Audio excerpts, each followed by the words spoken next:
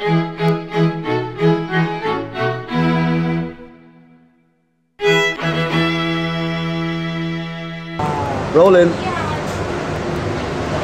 Singaws na.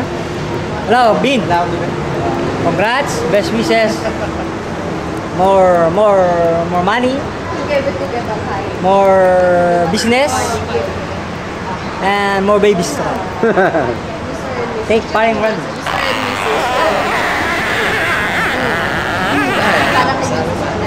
Panihanda ka. Wala po. So kami kay Petron. Alvin and Sheila. Be happy, be merry, make babies.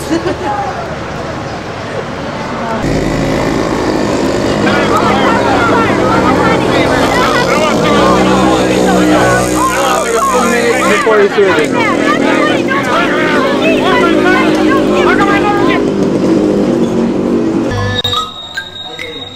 Yan, di na nag-stop. Tagan.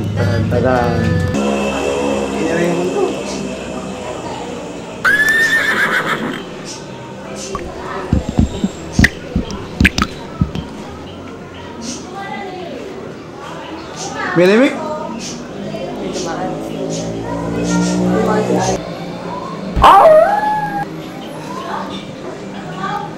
Paring Chris.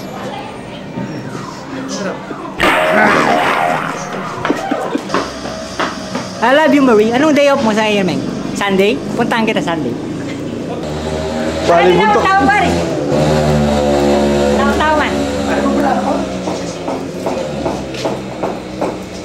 Naman ako. Nako-conscious ako. Hello,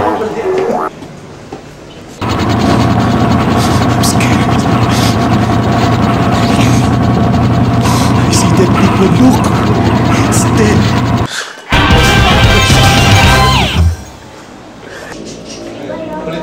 Before the sakala. Judgment Day. Mamaya, after.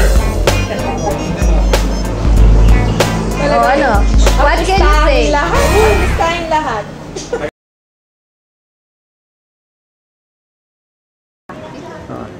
Ma. Bakit naman? Akala mo mura na.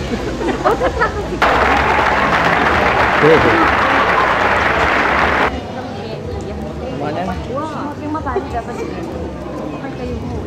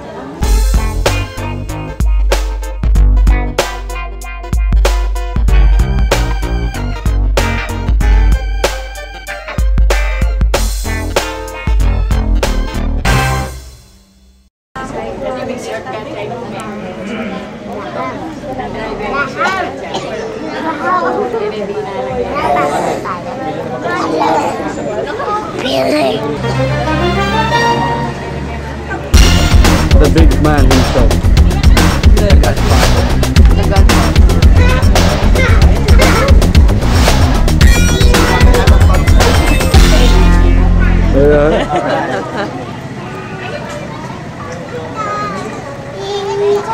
Mama.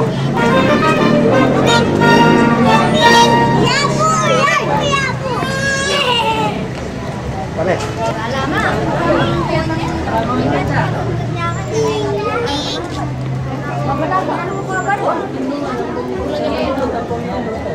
On location, on location. I don't know. I think I'm lost.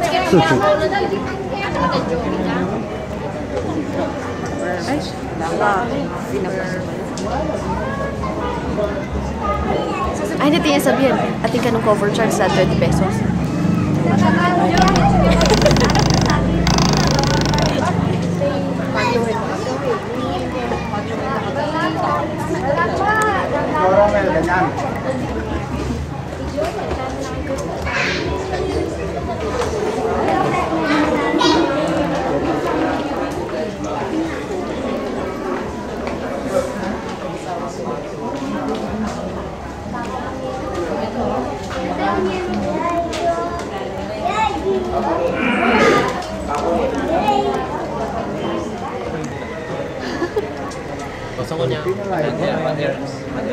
The best man.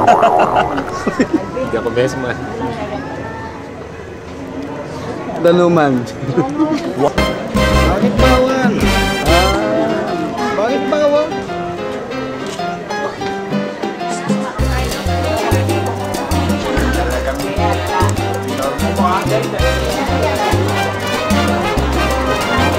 Kunin mo yung naka-answer niya.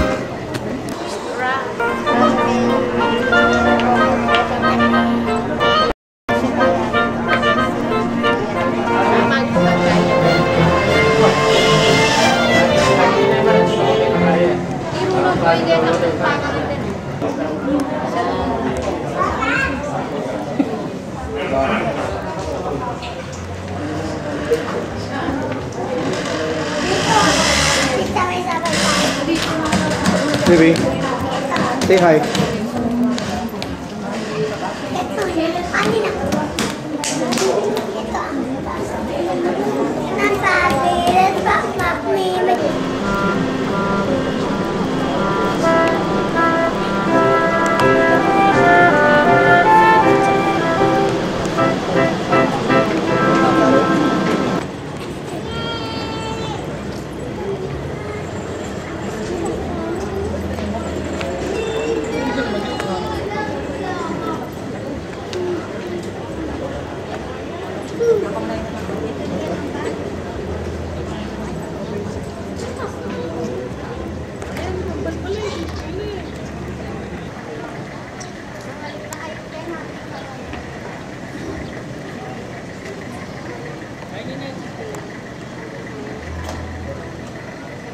He's in a bad mood. Don't know why, don't know how. Where's the Godfather?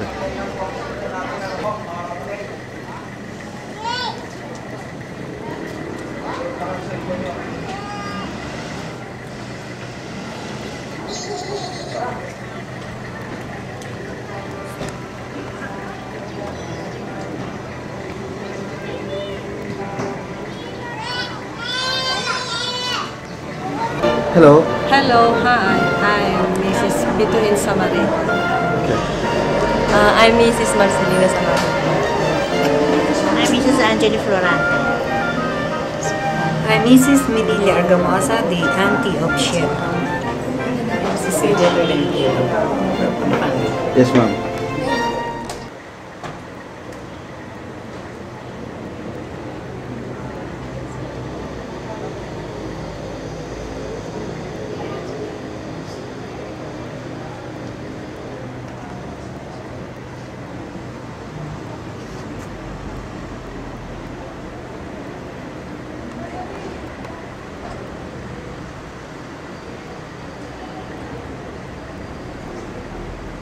Wait.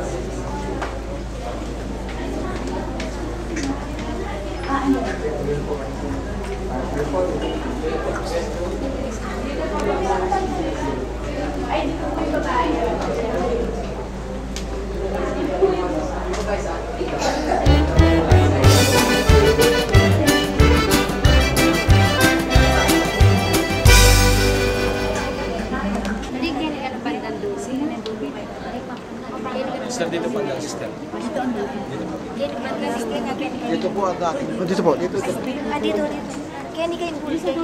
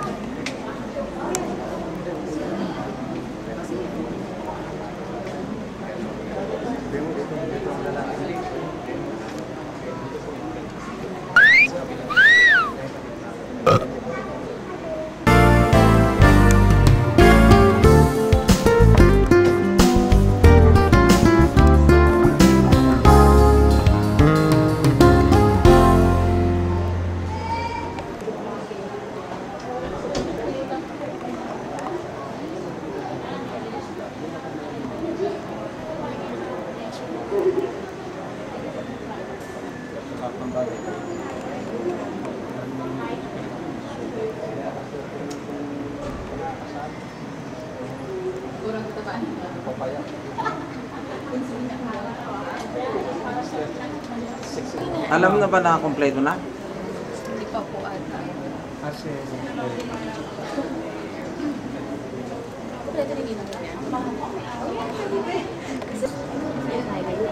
Dito na lang tayo sa labas. Dito na lang tayo. Para makikita.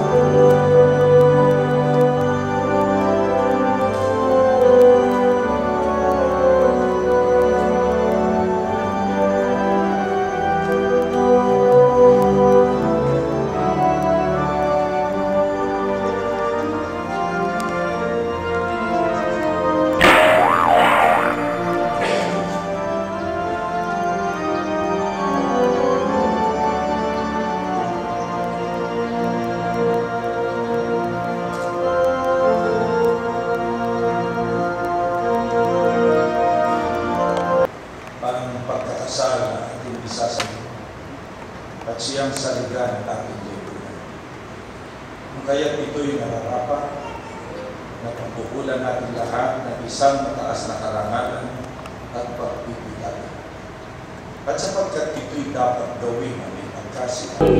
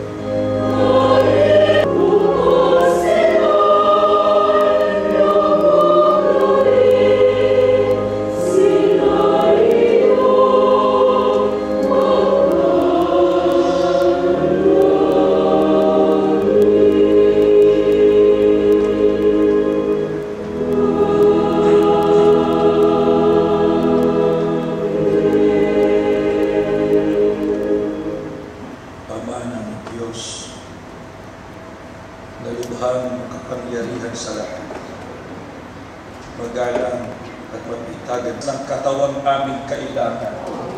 Alam namin ikaw ang dumilig sa panalangin ng mga anak mo upang sa hapong ito'y tanggapin nilang iyong awa. Sinasamba ka namin at tinatagila. Kay buti mo sa iyong mga anak, pinagbibigyan mo ang kanilang mga karahingan.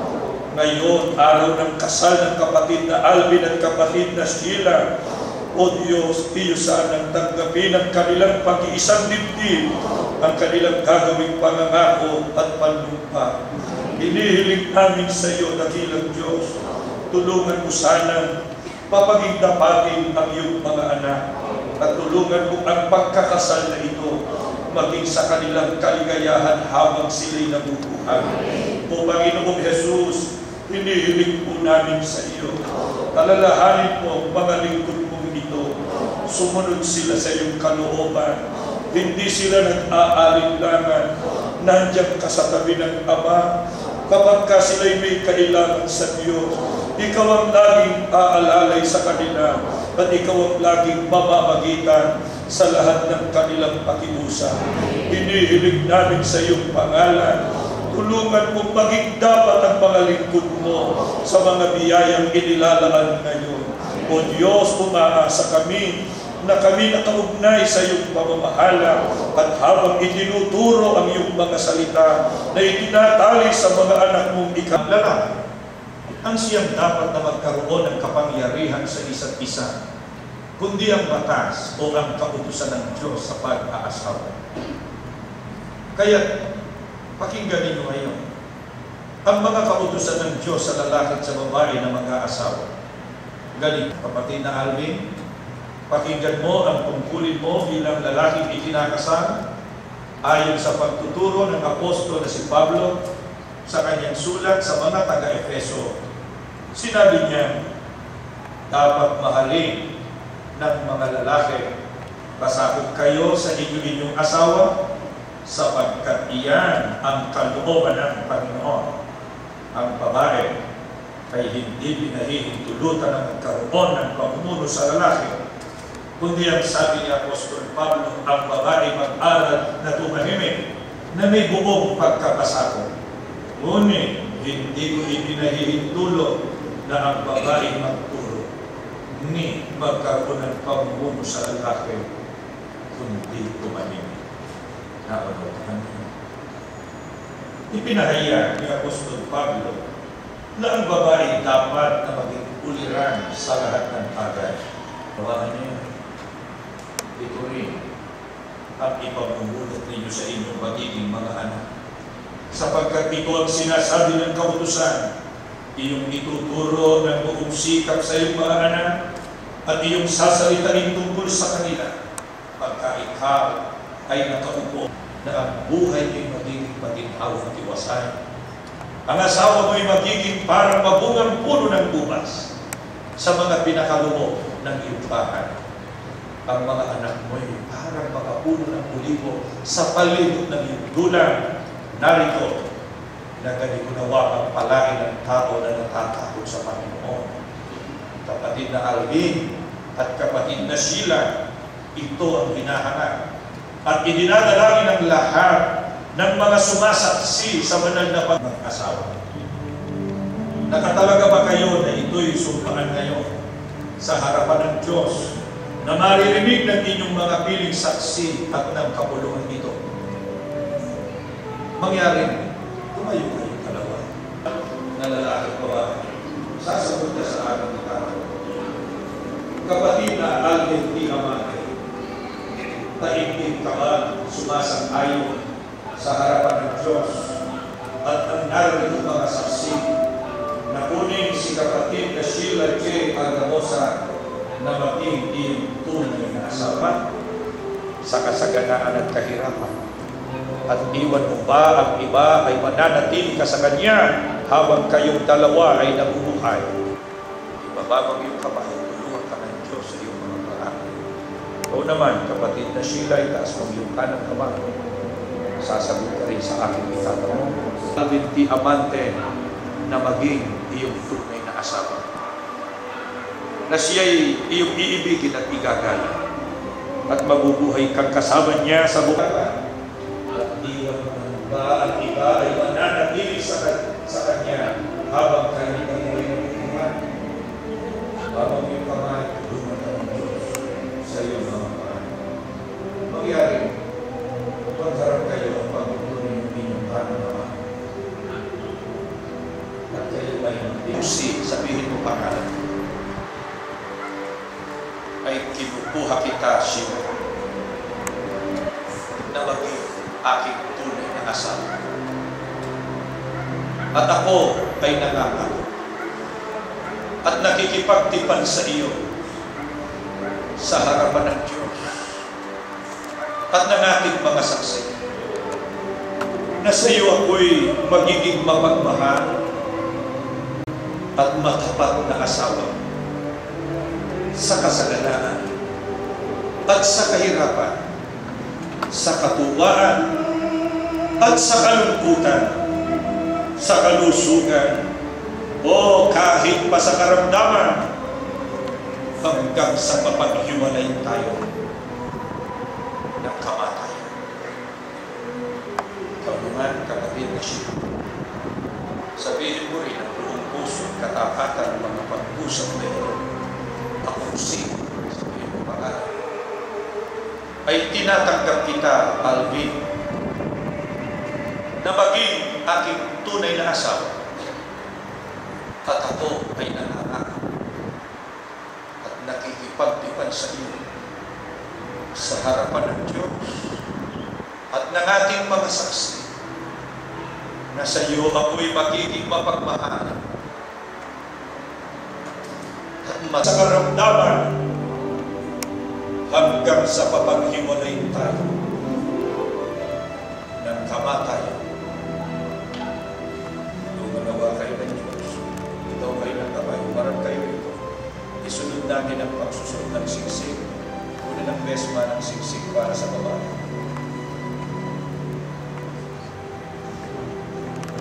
$350 to $50.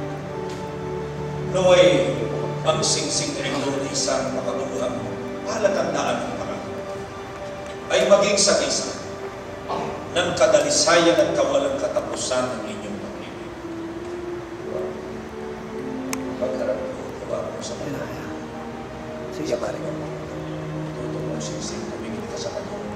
Sabihin mo, ang siksik na ito ay ibinibigay ko sa iyo bilang sakisa at pangalan ng ating patuloy at nananatiling pag-ibig. So, kung siksik, para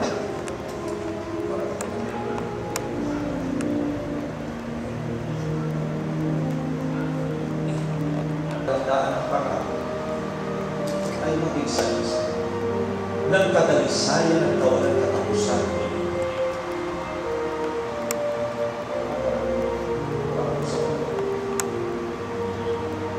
Ay ibinibigay ko rin sa iyo bilang sakisa at pangalan ng ating patuloy at nananatili ng inyong pagkakasunod, pagsusunod, pagmamahala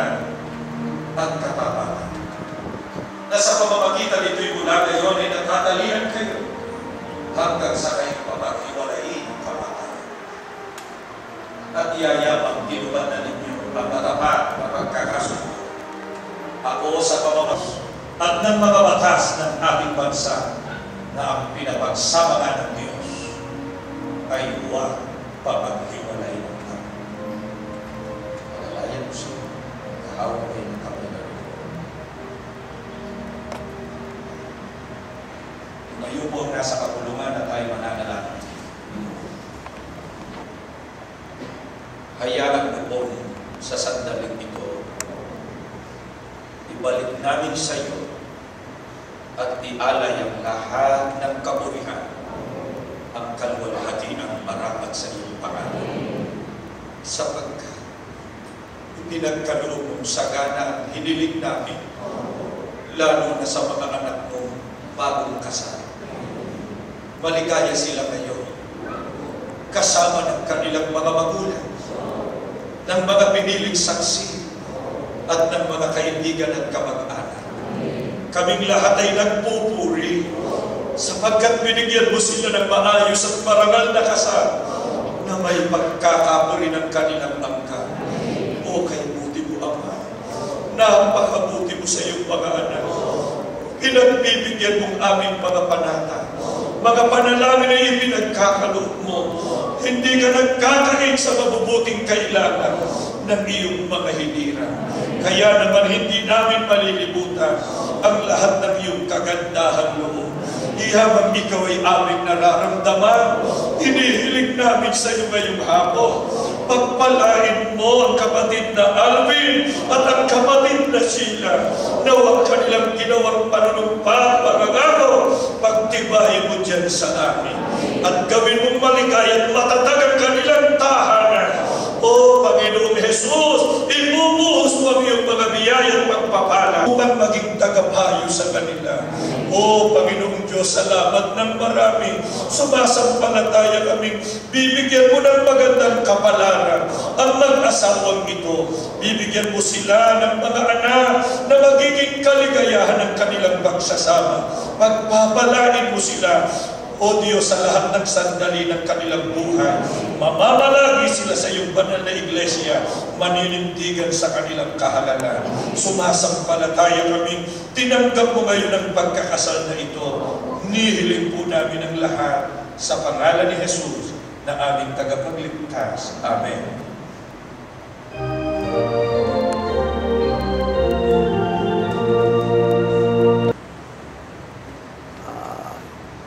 Kapatid na Alvin.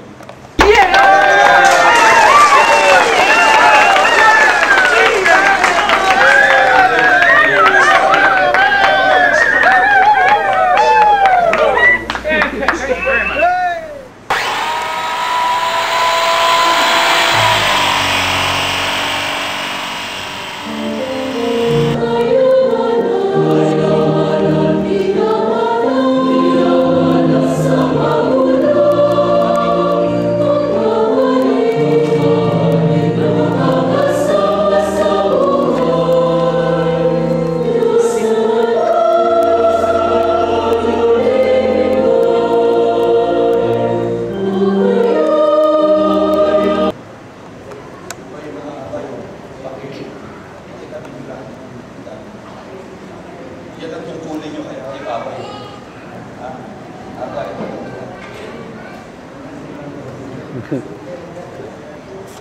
Nakapagalitan po mga bro.